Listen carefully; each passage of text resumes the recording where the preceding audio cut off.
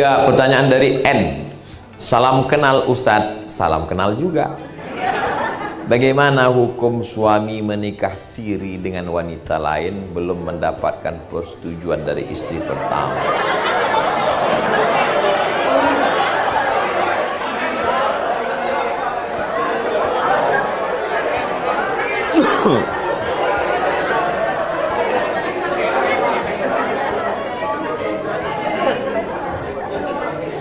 Ibu, bapak mau jawaban menurut hukum fikih Islam atau menurut hukum kompilasi hukum Islam Indonesia? Dari bunyi semua tadi macam mau mengamuk orang. Mau jawaban menurut hukum fikih Islam atau kompilasi hukum Islam Indonesia? Semua betul. Baik, pertama saya jawab menurut fikih dulu ya. Menurut fikih, saya ceramah ke Medan, datang Bang Iqbal. Kata Bang Iqbal, ada ini jamaah ingin betullah dia punya suami Ustadz Somad, dia bersedia nikah siri. Jangan direkamnya. Lalu menikahlah saya. Nauzubillah, nauzubillah, nauzubillah. Khawatir pula saya dikabulkan siang Ramadan. Ada walinya, ayah perempuan tuh. Ada saksinya 2 orang yang adil, tidak penjahat dari BPJS Ketenagakerjaan. Ada maharnya, ada ijab, ada qabul. Lalu si wali menikahkan. Kunikahkan engkau dengan anakku dengan mahar sebentuk cincin emas tunai. Kata 2 orang saksi itu sah. Dia sahnya tak bisa kuat karena takut mau mulutnya bau. Sah, bau kali katanya. Sah, kata dia. Sekarang saya tanya, menurut fikih Islam, Bu, nikahnya sah apa tak sah? Alah, takut pula kalian bilang sah. Nikahnya sah. Nikahnya sah, Bu. Nikahnya sah menurut hukum fikih Islam. Saking banyak. Tuh, belum. Secara fikih Islam nikahnya sah karena cukup rukun dan sah. Saking banyaknya laki-laki melakukan ini, perempuan teraniaya, maka pemerintah Republik Indonesia beserta para ulamanya, Kementerian Agama, Nahdlatul Ulama, Muhammadiyah, Al-Wasliyah, Persatuan Tarbiyah Islamiyah, maka duduklah mereka bagaimana menyelamatkan ibu-ibu yang teraniaya. Makin tenang dulu kalian, tenang dulu. Maka lahirlah namanya KHI, Kompilasi Hukum Islam Indonesia. Bagaimana menjerat laki-laki yang tak bertanggung jawab tadi?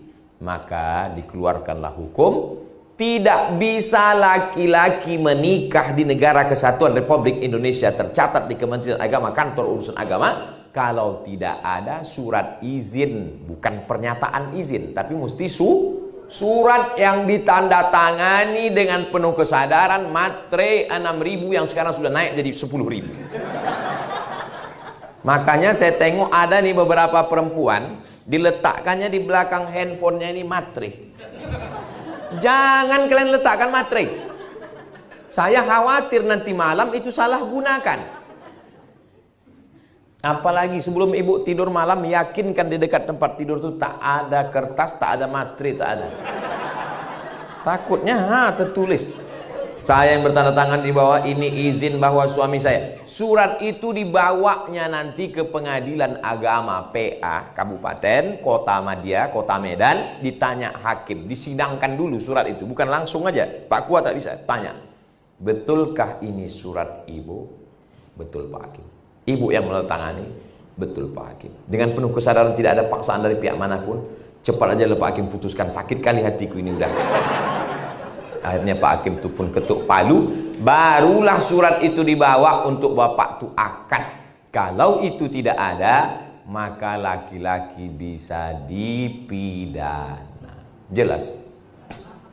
Jadi ibu tak perlu takut suami ibu menikah lagi di KUA.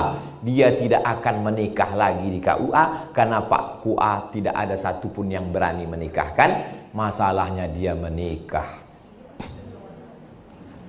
Mudah-mudahan Allah menjaga hati bapak. Tapi kalau saya lihat dari bapak-bapak yang ada di BPJS Ketenagakerjaan, orangnya setia-setia. Kita memang susah membedakan mana yang setia, mana yang takut. Itu memang payah membedakan. Antara setia sama takut ini beda-beda tipis saja. Tapi kalau dilihat dari wajah orang ini setia. Karena orang ini kan paling kasih dan sayang. Orang ini yang paling banyak merasakan kesusahan masyarakat Indonesia.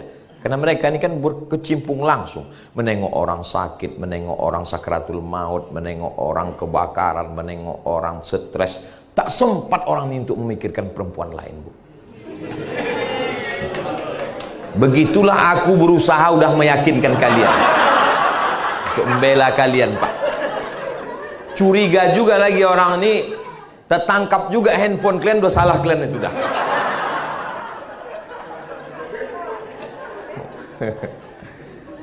Jadi insya Allah ibu ada usaha dan ikhtiar, tapi ada yang lebih hebat daripada usaha. Jadi kalau ada ibu yang jilbabnya bagus, pakai bedak bagus, pakai lipstik bagus, saya husnuzon, itu bukan untuk laki orang tapi untuk lakinya, supaya lakinya tak berpindah ke lain hati.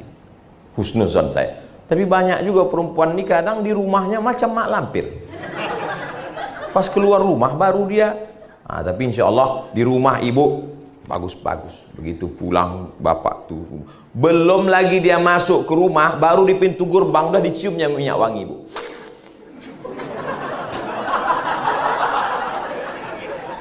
Jangan sampai yang mencium minyak wangi ibu imam sholat tarawih. Ibu di sop paling belakang, dia di depan. Hilang simpang lakum dinukum waliyadin.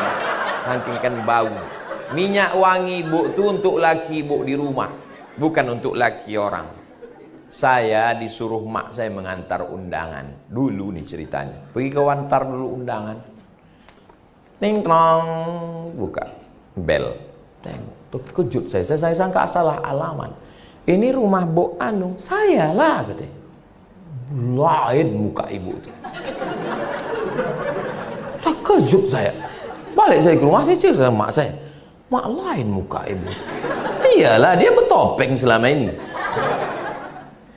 Biarlah ibu cantik di depan bapak. Pulang bapak tuh ibu pakailah baju dinas. Pakai wangi-wangian. Anak macam mana Pak Ustadz masih kecil? Kasih dia antimu. Jangan banyak, setengah aja. Setengah. Kalau sepapan lama dia tuh. Kata-kata. Nah, itu ikhtiar, itu usaha. Tapi yang lebih daripada itu adalah ibu tahajud malam, ya Allah, jaga lakiku ini, jaga hatinya ya Allah, jaga hatinya. Jangan sampai bersimpang berbelok, jangan dia menengok perempuan lain ya Allah. Kalaupun nampaknya anak gadis, nampaknya tua muka anak gadis itu di mata dia ya Allah. Kalau ada mantan-mantan pacar dia dulu ya Allah, selamatkan dia ya Allah. Kalau tidak, dua gendangnya ya Allah. Kalau tidak mantannya itu mati, dia ini mati duluan. Doa silahul mu'min. Doa itu senjatanya orang beriman.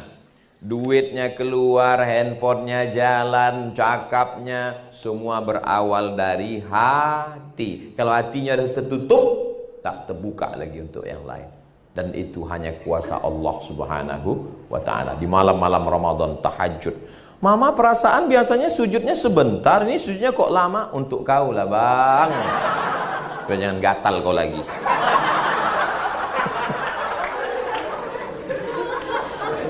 Bapak pun janganlah pancing-pancing dia, Pak. Ada satu perempuan yang tak bisa bercanda.